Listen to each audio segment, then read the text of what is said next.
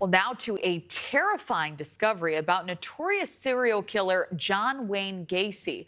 We are learning he may have had help and there could be more victims.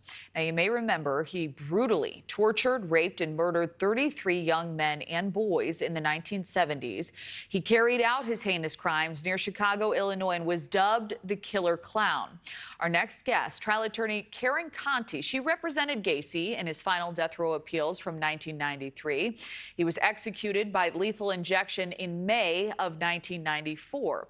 She's the author of the new book, Killing Time with John Wayne Gacy, and in her book, she explores the complexities of defending one of America's most notorious serial killers. Karen Conti joins us now live. Karen, wow, what a revelation. You believe Gacy may have had help in his crimes, possibly from two men who may have been living with Gacy at that time. Why do you believe that?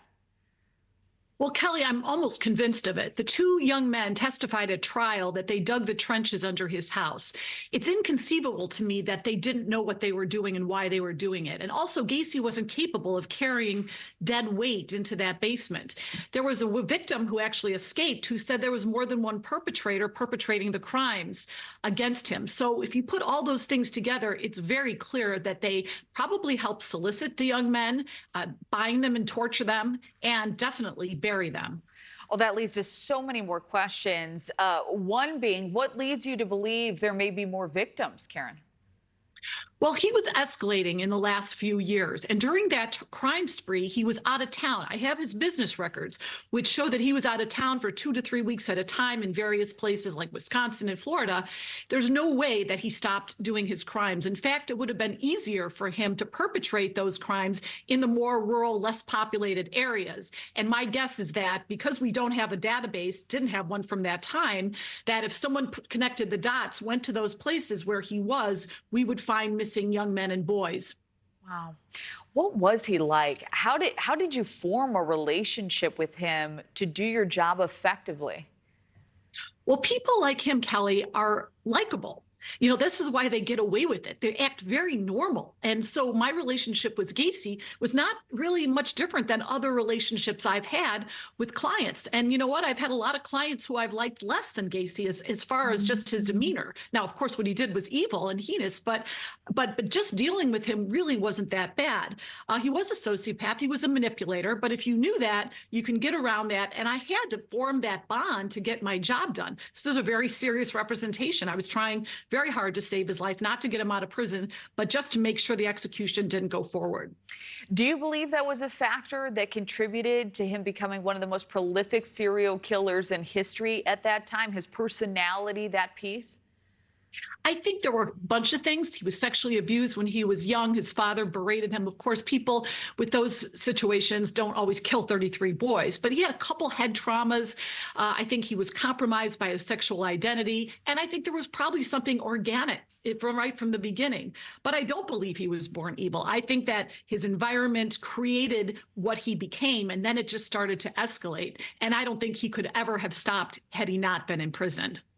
You know, Illinois abolished the death penalty in 2011. Do you think the Gacy case had anything to do with that? Actually, it probably worked against it because nobody was listening to our appeals because it was John Wayne Gacy, you know, the poster child for the death penalty. But what happened afterwards is we had 12 men walk off of death row because of actual innocence, not technicalities. 12 were executed. So we were doing 12 and 12. And our conservative Republican governor said, I can't do this anymore. And he put a moratorium on the death penalty, which led to its abolition. What is the future, in your view, of capital punishment in America, Karen?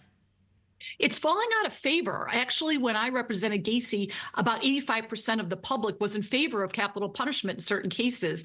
That public opinion has gone way down now, and it's being used less by prosecutors. Jurors are not giving it as often, and I think that our younger generation just doesn't have the stomach for it. So we've seen states, one by one, get rid of it, and I think we've got about 27 states that still have it. But my guess is that maybe in the next 20 years, we may not have a death penalty in our country. we're out of time, but I really want to ask you, when you tell people that you represented him and people know about the awful things he was accused of doing, what's been the reaction, and what do you want people to know about why you in fact represented him, why you took this case on? People say, "How could you?"